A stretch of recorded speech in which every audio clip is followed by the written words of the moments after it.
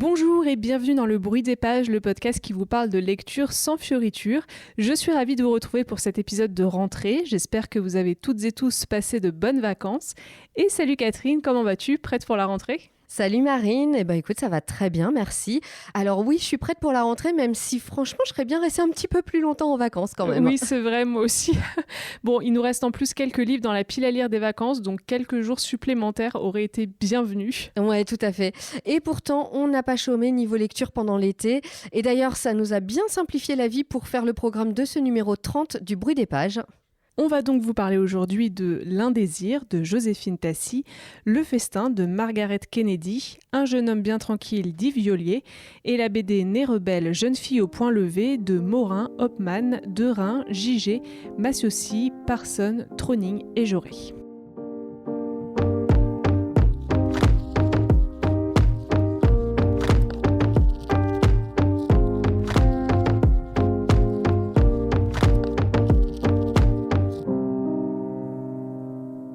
Rien de mieux que la rentrée littéraire pour ouvrir ce podcast de rentrée donc. Et c'est même d'un premier roman qu'on vous propose de parler aujourd'hui avec L'Indésir de Joséphine Tassi, paru chez l'Iconoclaste. Ce matin, Nouria s'est réveillée avec une impression d'hier. Dans la nuit, son téléphone a sonné, sa mère est morte. Elle ne ressent rien, aucun chagrin pour cette étrangère qu'elle n'a pas vue depuis 8 ans. Avec Abel, un garçon croisé en boîte, elle part à la rencontre de drôles d'individus qui ont connu sa mère. Nouria cherche des réponses sans poser de questions, sauf une, qu'elle garde pour elle. Le souvenir de cette femme qui n'a jamais voulu d'elle la renvoie à l'indésir qui lui colle à la peau. L'Indésir a été pour moi une vraie révélation et un énorme coup de cœur. Sérieusement, je pense qu'il est en tête de mes meilleures lectures de l'année, voire même de ces dernières années. Carrément. Ouais, carrément. J'ai été soufflée par ce roman. Pour la petite histoire, je dois dire que je partais déjà convaincue parce qu'on a eu la chance avec Marine d'être invitée au lancement de la rentrée littéraire des éditions L'Iconoclaste.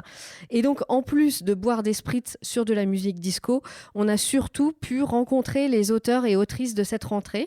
Et je dois dire que j'ai eu un énorme crush amical pour Joséphine Tassi. C'est le genre de personne, tu sais, tu la rencontres, tu discutes avec elle et tu as immédiatement envie d'être sa copine. C'est vrai que rencontrer les auteurs et autrices, tout de suite, ça apporte vraiment un autre niveau de lecture. Alors moi, j'ai pas pu discuter autant que toi avec elle, parce que je suis partie plus tôt, mais j'ai adoré quand même sa façon de parler quand elle a présenté son livre, notamment devant nous. C'est vrai que ça donnait vraiment envie. Ouais, c'est clair. Et c'est vrai que la lecture de l'extrait de son roman m'avait vraiment mis l'eau à la bouche. Mais évidemment, c'est aussi le genre de choses à double tranchant, hein, parce que j'avais du coup énormément d'attentes pour cette lecture et j'aurais aussi pu être déçue. Ça n'a pas été le cas, heureusement, très loin de là même. Je sais pas si je peux faire passer ici à quel point j'ai adoré ce roman. Pendant la lecture, j'arrêtais pas de me dire « Oh mais c'est trop bien, oh là là, c'est trop beau, oh j'adore !» En fait, j'ai tout aimé dans L'Indésir. J'ai aimé l'histoire, les personnages, l'originalité du style, la très belle plume de Joséphine Tassi. Franchement, pour moi, tout y est. Bon, je sens que je vais encore jouer ma rabat-joie, désolée. J'ai un peu l'impression d'avoir Évidemment. Mais non, mais j'ai toujours le mauvais rôle. C'est bon. C'est toi qui as des goûts de chiottes, hein, c'est tout. Peut-être. Écoute, que veux-tu non, que je te dise je vais très loin là. Enfin, en plus, j'exagère parce que j'ai quand même bien aimé le roman de Joséphine Tassi, mais j'ai pas été aussi emportée que toi. C'est pour ça, il y a peut-être une petite nuance quand même. C'est vrai que j'ai apprécié l'originalité du style, ce mélange de prose et de poésie qui est très original et qui fait de L'Indésir vraiment une vraie expérience de lecture. Et je trouve que la maison d'édition a bien fait de porter son choix sur le manuscrit de Joséphine, parce qu'il faut le rappeler, c'est un premier roman et je pense que vraiment il va rencontrer un franc succès. Ah, vraiment, j'espère. Ouais. Mais c'est vrai que c'était quand même un choix osé de la part de l'Iconoclaste, un premier roman aussi original, mais c'est aussi pour ça qu'on aime beaucoup cette maison d'édition. Ouais, totalement. Ouais. Bon, alors pour revenir au roman lui-même, déjà, je vous l'ai dit, j'ai d'abord tout simplement beaucoup aimé l'histoire et la construction du récit. Cette histoire de Nouria, cette jeune fille qui cherche à comprendre qui était sa mère et pourquoi cette mère ne s'est jamais intéressée à elle et qui va donc rencontrer au cours d'une journée ou deux tous les gens qui ont connu sa sa mère. Déjà ça m'a beaucoup touchée. Mhm. C'est une sorte d'enquête sous forme de puzzle. Petit à petit, à chaque rencontre, Nouria découvre des éléments de la vie de sa mère racontés par ceux qui l'ont connue et aimée. Des éléments qui sont parfois d'ailleurs complètement contradictoires.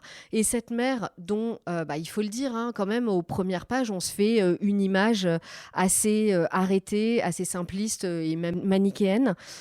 Finalement, elle va prendre de l'ampleur et de la complexité au fil des pages. Et au bout du compte, c'est aussi une enquête personnelle parce que mieux comprendre sa mère, ça va aussi permettre à Nouria de mieux se comprendre elle-même. Oui, c'est vrai que le postulat de départ est très tentant et très intriguant et c'est d'ailleurs ce qui m'a attirée dans le roman. Les points positifs, c'est qu'il y a des passages touchants, mais parfois, je trouve qu'on tombe assez vite dans la caricature et je pense que c'est ce qui m'a un peu dérangée.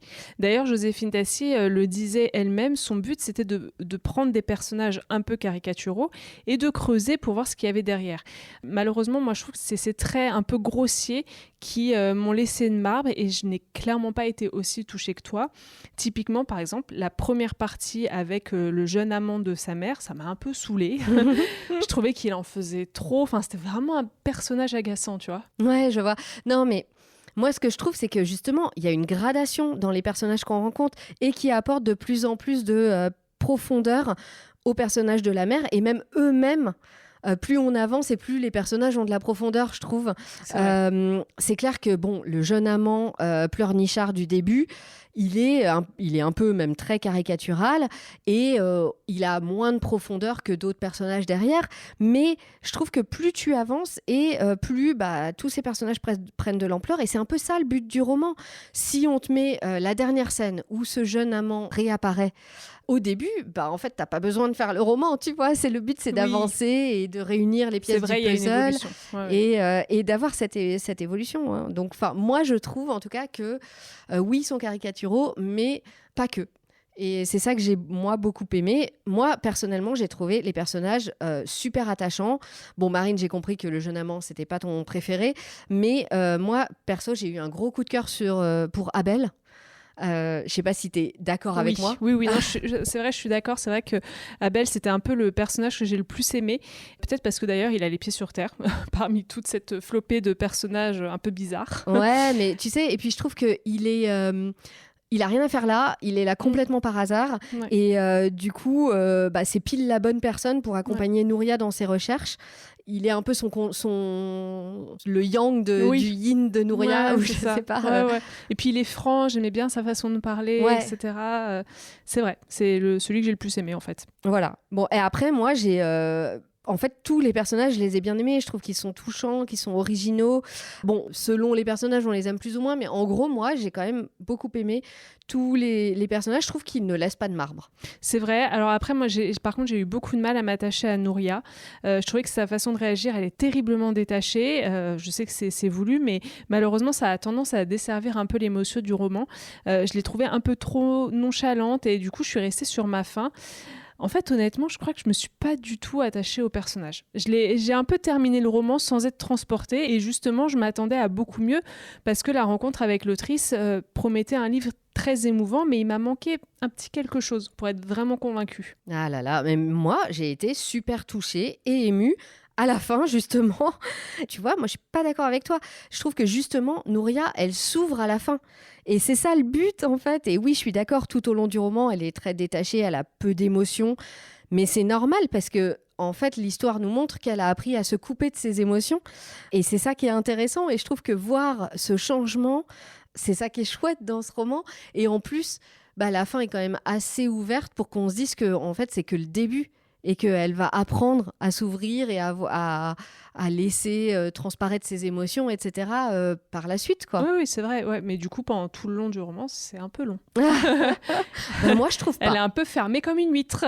Tu vois. Oui, mais bon, elle a été abandonnée par sa mère, quand même. Oui, je comprends. Bon, on va peut-être quand même réussir à se retrouver sur l'écriture, je sais pas. Oui. Tu disais tout à l'heure que tu avais apprécié l'originalité du style. Pour moi, l'écriture, alors là... J'ai été complètement séduite par la plume magnifique et le style audacieux de Joséphine Tassi. Elle mêle narration, poésie, écriture libre. Tout ça se complète parfaitement et donne une lecture vraiment hors du commun. Et c'est sans compter la forme même du roman qui n'est pas linéaire. Il y a des paragraphes plus serrés, des parties en italique, des blancs dans les phrases. Et tout ça, je trouve, sert le récit, ça le rend encore plus vivant. Ça m'a un petit peu fait penser au style d'Alain Damasio d'ailleurs, qui joue aussi, lui, beaucoup et beaucoup plus que Joséphine Tassi sur ça, sur même l'impression. Ouais. Oui, alors pour moi, c'est... Enfin, oui, ok, je comprends la comparaison avec Damasio, mais pour moi, c'est incomparable en termes même de niveau. Tu vois, je trouve je suis d'accord, c'est vrai. Damasio, c'est encore au-dessus. Oui, non, c'est vrai, il va beaucoup plus loin. Il va beaucoup plus loin. Mais je vois l'idée. Voilà, oui, je me suis dit, tiens, c'est blanc dans les textes et tout, c'est des trucs ça y fait penser, je suis d'accord. Ouais. Après, c'est vrai que cette écriture est vraiment très originale, elle est très proche du parler, ce qui rend le roman d'ailleurs très vivant. Et l'idée, et c'est plutôt réussi, c'est de retranscrire par exemple certaines pensées telles qu'on se les raconte. Ça donne un style un peu décousu, comme quand vous parlez à vous-même. Après, on aime ou pas. Moi, c'est vrai que j'ai fini par m'en lasser un peu quand même, je dois l'avouer, mais je salue la démarche. Voilà. Allez, le regard noir qu'elle me lance. Mais... On a réussi à lui tirer. Non, moi, j'ai adoré, évidemment, tout le long. Moi, il y a plein de passages que j'aurais voulu souligner, garder. Honnêtement, si je m'étais écoutée et si j'étais prête à faire ce genre de choses, j'aurais corné toutes les pages, mais je ne suis pas comme ça. C'est le premier roman de Joséphine Tassi, mais je trouve qu'il y a énormément de maturité dans son écriture. Et même si le thème est assez dur et sombre, l'autrice s'est aussi apporté une petite touche d'humour juste au bon moment. Par exemple, j'ai beaucoup aimé la scène de l'église plutôt vers la fin, là, tu sais, où tous les personnages se retrouvent. Ça m'a un peu fait penser à une scène genre Agatha Christie, tu sais, où on réunit tout le monde et on va faire la grande révélation. C'est vrai. Je trouve que dans cette scène-là, il y avait pas mal d'humour avec tout le monde qui est dans une église, se met à parler super fort et le prêtre derrière qui est là, oh, dis donc. Il y a un côté un peu absurde dans cette scène. C'est complètement. Ça. Ouais. Bon, vous l'aurez compris, on n'a pas vécu cette lecture de la même façon. Je suis contente, moi, d'avoir découvert ce roman et le style très original de Joséphine Tassi, mais voilà, pour moi, il ne se classe pas dans la liste de mes livres inoubliables. Eh bien, pour moi, c'était une très belle expérience de lire ce roman et je trouve qu'on en sort un peu transformé. En tout cas, moi, j'ai été sous le charme de Joséphine Tassi et de son indésir. Et franchement, là, d'en reparler, j'ai envie de le relire. Ah ouais, quand même. Carrément. J'ai profité de mes vacances pour lire ce roman de Margaret Kennedy que vous avez forcément vu passer sur les étals de vos libraires ou sur Instagram, Le Festin. Vous le trouverez aux éditions Table Ronde et il vient tout juste de sortir en poche chez Folio. L'occasion de vérifier si vous êtes bien au point sur vos 7 péchés capitaux. Cornouailles, été 1947. L'hôtel de Pendisac vient de disparaître sous l'éboulement de la falaise qui le surplombait. Parmi les résidents, 7 ont péri, mais lesquels ? Au cours de la semaine qui précède le drame, clients, domestiques et propriétaires de l'hôtel se dévoilent dans toute leur excessive splendeur. Tandis que les clans se forment et que les romances fleurissent, certains révèlent leurs vices et leurs pires secrets à mesure que le châtiment approche. Ce roman, je l'avais repéré depuis un petit moment, mais je me retenais. Et puis finalement, sur les conseils d'une libraire à Strasbourg, j'ai craqué et c'est vraiment sans regret. J'ai adoré Le Festin. L'atmosphère, les personnages, le style, vraiment tout m'a embarqué du début jusqu'à la fin. Comme quoi, parfois, ça arrive. Il y a quand même des livres que tu aimes. Arrête, c'est horrible. Ouais, j'exagère, il y en a. Bah oui, il y en a plein. S'il faut pas entendre. En plus, c'est vrai qu'en lisant le résumé, je m'attendais un peu à une ambiance à la Agatha Christie, c'est ce qui m'avait attiré d'ailleurs dans le roman, avec cette espèce de huis clos réunissant plusieurs personnages, chacun avec ses secrets et ses mystères. Honnêtement, je dois dire que c'est quand même très différent. Donc attention si vous vous précipitez sur le roman pour ça, c'est pas vraiment la même chose. On n'est pas dans un roman policier, mais plutôt dans un drame, une critique sociale même, je dirais. Ah oui, d'accord, parce que c'est vrai que moi, en lisant la 4e de couverture, j'ai vraiment pensé qu'il s'agissait d'un roman à suspense type Agatha Christie. Il y a un peu de suspense. Le plus gros, c'est de savoir qui va survivre ou mourir à cet éboulement, mais c'est pas vraiment le cœur du sujet. Okay. Ce qui rend, je trouve, cette lecture si savoureuse, c'est la galerie de personnages qui la composent. Ils viennent tous de milieux sociaux qui sont très différents. En gros, gros, ça va de la bonne à tout faire à l'aristocrate, en passant par l'écrivaine libertine et un chanoine odieux. Et tout ce petit monde va se retrouver le temps d'une semaine dans un hôtel dans les Cornouailles. Après, c'est quand même un peu le genre de truc que tu retrouves dans les Agatha Christie. Ouais, tout à fait. Ça fait penser à Ils étaient 10 et ouais, tout. Non, exactement. mais après, je pense qu'on peut dire que la comparaison s'arrête un peu là. Ok, d'accord. Tu vois. On est juste après la guerre, donc en pleine crise économique et politique en 1947, et ça va donner lieu, entre les clients, etc., à des débats politiques, religieux, où les avis se mélangent et les classes se mêlent, et je trouve qu'on a une vraie représentation de la société anglaise à cette époque. Et puis, j'ai cru comprendre qu'il y avait un lien donc avec les 7 péchés capitaux. Ouais, tout à fait. Chaque personnage est censé représenter un des péchés capitaux, donc l'avarice, l'orgueil, la gourmandise, etc. On va pas tous les citer non plus. Mais dans la version française, il y a une petite intro qui explique la genèse du roman, et c'est très intéressant de comprendre justement comment Margaret Kennedy a construit, a imaginé son livre et ses personnages, et ça explique beaucoup de choses dans le livre. Ah ouais, je trouve que c'est vraiment une super idée. Et c'est très intriguant. Ouais. Et puis là, tout ce roman, ce sont réellement les personnages. Encore une fois, ils sont extrêmement bien travaillés. On les déteste ou au contraire, on les adore. Et on s'attache aussi, par exemple, à leurs histoires d'amour quand il y en a. Et on sent un peu, tu vois, tout le plaisir de l'autrice à manipuler un peu ces individus comme des marionnettes. Et il y a ce côté à la fois drôle et tragique. C'est génial, quoi. Ouais, typiquement anglais, quoi. Exactement. Et c'est ce qu'on aime retrouver dans la littérature anglaise, cette espèce de tragicomique. Et d'ailleurs, moi, ça m'a vraiment donné envie de me replonger dans la saga des Cazalet. Avec ce temps d'automne, je trouve que c'est parfait. Ouais, c'est vrai. Et puis, j'ai aussi acheté l'autre roman de Margaret Kennedy, qui a aussi été publié aux éditions de la Table Ronde, et qui s'appelle Divorce à l'anglaise, qui a l'air totalement différent du Festin, mais qui m'intrigue beaucoup.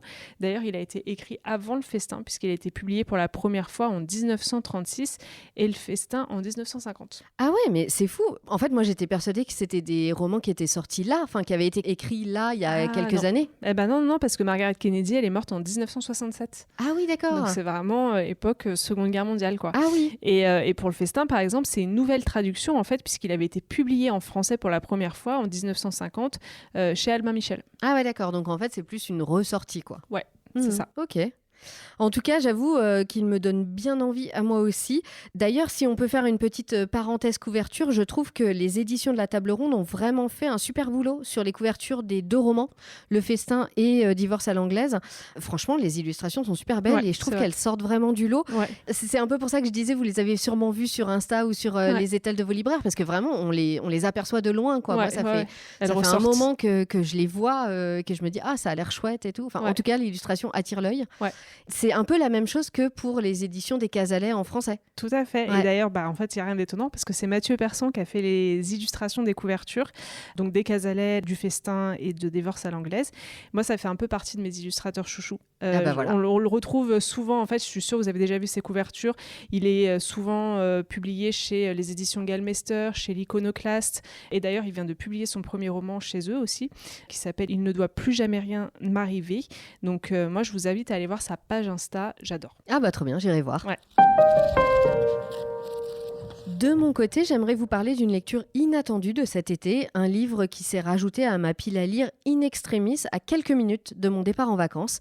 Il s'agit du roman Un jeune homme si tranquille d'Yves Violier aux Presses de la Cité. J'ai posé la question à mon oncle la dernière fois que nous nous sommes vus. Il y a plus d'1 an, il était encore en forme. « Est-ce que tu as parlé à tes amis ?» Il m'a répondu « Je n'ai pas encore osé ». Roger Martin les a séduits. Il a été accueilli dans ce bourg dont le narrateur est le maire, comme un ami de toujours. Veuf, à plus de 70 ans, il avait besoin d'une famille. Et tous lui ont ouvert les bras. Il est devenu le père, le grand-père, le vieil homme que les jeunes aiment bien. La déception a été aussi violente que l'amour et l'amitié avaient été doux. Le fil du temps s'est tendu. Roger, en jeune homme, est alors apparu dans sa vérité. Je vous le disais en intro, je n'avais pas du tout prévu de lire ce livre. Je n'en avais même jamais entendu parler, je ne connaissais pas l'auteur. Bref, c'est le roman surprise de cet été. Et parfois, c'est vraiment sympa de laisser le hasard nous embarquer dans une aventure littéraire. Et là, le hasard, c'est ce roman laissé sur un bout de bureau à la rédaction. Oui, et Tiffaine, notre collègue, qui tombe dessus, qui le feuillette et qui se retrouve à lire les 50-100 premières pages debout au milieu de la rédaction. Elle ne pouvait plus s'arrêter et le soir même, elle avait terminé le bouquin. Alors, je précise, on parle beaucoup de nos lectures et on a de longues discussions au boulot là-dessus, mais on travaille quand même. Oui, oui, un petit peu quand même, hein, il faut le dire, ça nous arrive parfois. Mais bon, pour finir mon histoire, ça c'était la veille de mon départ en vacances. Le lendemain, j'arrive donc à la rédac avec ma voiture remplie à ras-bord de livres et de maillots de bain. Et Tiffaine me parle d'un jeune homme si tranquille, de comment elle n'a pas pu le reposer et qu'elle a complètement accroché, qu'elle a adoré.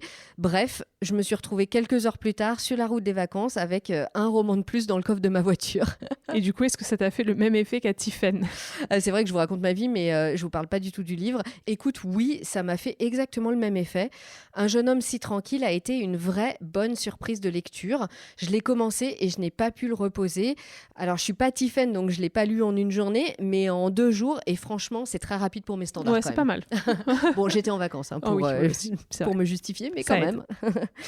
Je pense aussi qu'il y a un truc qui a joué, c'est que je m'attendais à rien. Je savais pas du tout dans quoi je me lançais et ça fait un peu l'effet exactement inverse de ces romans dont tu as beaucoup entendu parler. Tout le monde t'a dit qu'il fallait le lire. Ça fait des mois que tu attends de le lire et du coup, tu as plein d'attentes et souvent un peu de déception. Là, c'était pile l'opposé. J'y suis allée les yeux fermés, sans aucune attente et résultat, ça a super bien marché. Ouais, c'est vrai que parfois, en fait, c'est chouette de commencer une lecture sans aucune attente et c'est souvent là, en fait, que tu fais de super belles découvertes. Ouais, exactement. Et là, ce roman était une superbe découverte. Le secret est au cœur du récit et aussi l'ambivalence. À la mort de Roger, donc ce vieil homme charmant, aimé de tous, le narrateur se rend compte qu'il ne connaissait rien de son passé. Et entre tristesse, deuil et incrédulité, le narrateur va se lancer dans une enquête pour retrouver le passé de Roger en remontant jusqu'à la période de la guerre. Et je vous en dirai pas plus pour pas plus vous spoiler. Du coup, c'est un peu une sorte d'enquête historique. Moi, ça me fait penser, quand on parle comme ça, à la carte postale d'Anne Berest. Oui, c'est ce que je me suis dit moi aussi. Alors, j'irai pas jusqu'à les comparer vraiment, mais on peut faire un petit rapprochement. C'est vrai que la carte postale, je trouve, a quand même encore plus d'ampleur comme roman. Mais c'est vrai qu'il y a un peu le même genre de démarche que fait le narrateur et Anne Berest, genre de démarche administrative, de gens qui vont rencontrer, recherche dans les archives des différentes villes pour retrouver la trace de Roger. C'est quelque chose qu'on retrouvait un peu aussi dans la carte complètement. postale. Ouais. Et c'est là que d'ailleurs ça devient terrible. Parce que petit à petit, la vérité se révèle et on voit se dessiner un autre visage de Roger et c'est glaçant. Chaque découverte est un choc. Et c'est ce qui est très réussi dans ce roman, c'est qu'en tant que lecteur, on est mis exactement dans la même situation que le narrateur. On a commencé par découvrir Roger, le vieil homme. On a apprécié le personnage, tellement sympathique, et de page en page, on va découvrir ses secrets et il devient de plus en plus difficile de concilier les deux, le jeune homme et le vieil homme. Déjà, on a du mal à y croire et ensuite, comme le narrateur, on s'en trahit. Ouais. Le roman crée une sorte de schizophrénie, tristesse et émotion pour le Roger des dernières années qui vient de mourir et dégoût pour le jeune Roger qu'on découvre. Ouais. Le lecteur, comme les personnages du roman, se retrouvent avec ces deux sentiments, amour-haine. Et il est très difficile de faire face à cette ambivalence et de réconcilier les deux. On sent que le narrateur cherche à lui trouver des justifications. Il se demande qu'est-ce qui a pu pousser certaines personnes à commettre des crimes abominables. Et à la fin, on se demande ce qu'il faut retenir. Est-ce qu'il faut retenir le vieil homme? Est-ce qu'il faut retenir le jeune homme qui a commis ces crimes abominables? Enfin, ça fait se poser beaucoup de questions et même pour nous, on ressent exactement les mêmes choses que le narrateur. Ça te perd complètement, quoi. Ça doit être un peu surprenant quand même comme expérience de lecture. Ouais, c'est sûr, c'est vraiment... Enfin, ça m'arrive pas souvent de me sentir comme ça en lisant un roman. Et surtout, c'est ce que je disais, ça ouvre la porte à beaucoup de questionnements, notamment sur le pardon. Est-ce qu'il faut pardonner? Est-ce qu'on peut pardonner? Est-ce qu'on peut oublier? Mais aussi, est-ce qu'on aurait été capable de devenir amis avec Roger si on avait connu son passé? Honnêtement, je suis pas sûre. Hein. Et encore une fois, c'est des questions que le lecteur se pose, mais que évidemment le narrateur se pose aussi. Il y a aussi la question de est-ce que quelqu'un peut se racheter et peut changer? En l'occurrence, le secret date de la jeunesse de Roger et le Roger qu'on a découvert au début du roman, c'est pas la même personne. Mais certaines choses semblent tellement horribles que est-ce qu'une vie entière suffit à racheter ses fautes? Et puis, est-ce qu'on a le droit de juger? Et puis t'en parlais un peu, il doit aussi y avoir un espèce de sentiment de trahison, non? Bah oui, ça c'est une des autres questions qui se posent évidemment en lisant le roman. Est-ce qu'on connaît vraiment une personne? Le narrateur et nous, avec lui, pensaient très bien connaître Roger. Il découvre que celui-ci lui a caché beaucoup de choses, qu'il n'est pas celui qu'il pensait. Forcément, il se sent trahi. Et moi aussi d'ailleurs, hein, limite, franchement, j'en voulais à Roger de m'avoir mise dans cette position. Et en plus, t'as fini par découvrir qu'en fait, ce roman, il était inspiré d'une histoire vraie. Oui, et c'est ça qui est fou. Alors pour le coup, ça n'est pas indiqué sur le roman. Tiffen m'en avait un peu parlé, enfin l'avait évoqué, et c'est vrai qu'en cherchant un petit peu, j'ai trouvé quelques articles de presse qui parlaient de ça, des articles de presse qui parlaient donc de ce vieil homme dans un village qui, à sa mort, on découvre qu'en fait il avait un passé qui datait de la horrible. guerre, et donc c'est vraiment, enfin, je trouve que c'est tellement romanesque comme histoire que c'est un peu fou de se dire que ça a vraiment existé, ça c'est vraiment arrivé. Et ça en doit même pas être temps, le seul en plus. Hein. voilà, c'est ce que j'allais dire, avec des événements aussi troubles que les grandes guerres, il y a forcément des histoires comme ça. Ouais. Mais c'est vrai que ça donne d'autant plus de puissance au roman. Ouais, complètement. Alors voilà, Un jeune homme si tranquille, c'est un roman surprenant, glaçant et surtout captivant. Quand on se lance dans cette enquête, on ne peut plus reposer le livre. On est obligé d'avancer, même si les révélations et les secrets qui se dévoilent sont loin de ce qu'on voudrait découvrir. Mais en tout cas, cette lecture amène de nombreuses interrogations, ça vous chamboule un peu. Ce n'est pas non plus un énorme coup de cœur, mais je pense que je ne suis pas prête d'oublier l'histoire de ce jeune homme si tranquille. Enfin, notre bande dessinée du mois fait partie des BD qui nous ont tapé dans l'œil ces derniers mois. Sous le titre Née rebelle, jeune fille au point levé, elle a rassemblé pas moins de 8 auteurs et dessinateurs, Fabien Morin, Laurent Hauptmann, Julien Derain, JG, Victoria Massiossi, Brett Parson, Rebecca Troning et Jocelyn Joret, pour raconter l'histoire de 6 jeunes filles au parcours hors du commun. C'est publié par Deman Éditions. À partir de quel âge a-t-on le droit de changer le monde ? Cette enquête journalistique révèle l'histoire personnelle méconnue de jeunes filles au courage et à la détermination hors du commun, engagées dans les plus nobles combats de notre temps. 6 jeunes filles, 6 parcours exceptionnels. Greta Thunberg, Malala Yousafzai, Yousra Mardini, Melati et Isabelle Wiesen et Emma Gonzalez. Ne laissant ni leur âge, ni leur sexe, ni les menaces les bâillonner, ces jeunes filles sont devenues les porte-drapeaux d'une génération prête à en découdre avec le fatalisme des adultes. Et si les jeunes femmes étaient en train d'écrire notre avenir ? Alors moi c'est simple, j'ai adoré cette BD. Évidemment, elle rentre complètement dans notre ligne édito, donc c'est pas, c'est sans surprise.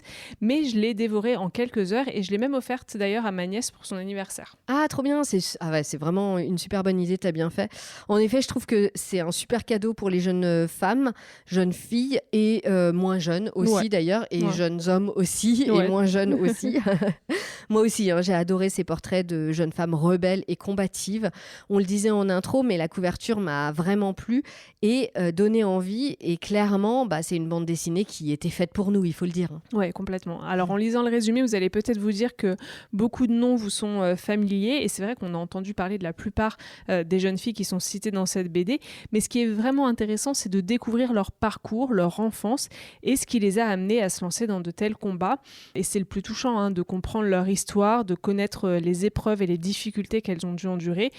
C'est mettre encore plus en avant finalement leur courage et leur détermination. Ouais, exactement. Cette BD, elle met en perspective les combats de ces jeunes femmes et en connaissant mieux leur histoire, on comprend aussi mieux ce qui les a poussées à agir. Tu vois, par exemple, tout le monde connaît Greta Thunberg. Pour le coup, je pense que c'est la plus connue de toutes les jeunes femmes qui sont citées dans la BD. Elle est tellement médiatique, j'avais un peu l'impression qu'on savait tout d'elle. Il y a plein de scènes, moi, qui me parlaient et notamment qu'on a vécu parfois en direct au travail. Par exemple, tu sais, quand elle est à l'ONU et qu'elle regarde, qu'elle laisse passer Trump devant elle là, avec le regard noir, ça, moi, je l'ai vu, j'étais au boulot à ce moment-là et je l'ai vu en direct et vraiment, c'était... Et puis l'image a fait le tour du monde. C'était génial, franchement, de voir cette scène, elle était super.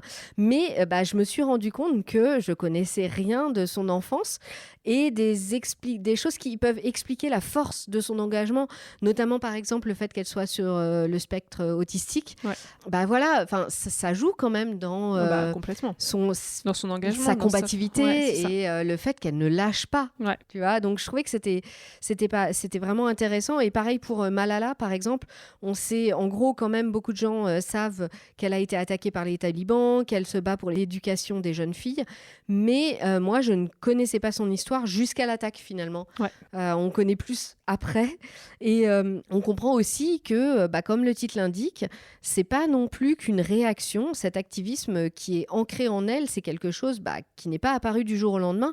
Elles sont toutes clairement nées rebelles, même si évidemment les circonstances de leur vie les ont poussées à se révolter. Ouais. Et il faut voir aussi que ce sont des combats parmi les plus compliqués. Il y a l'écologie pour Greta Thunberg et les sœurs Wishsen, par exemple, l'immigration pour Yusra Mardini, ou encore la lutte contre les armes aux États-Unis pour Emma Gonzalez. Vraiment, elles s'attaquent à plus gros qu'elles, parfois même au péril de leur vie, comme Malala.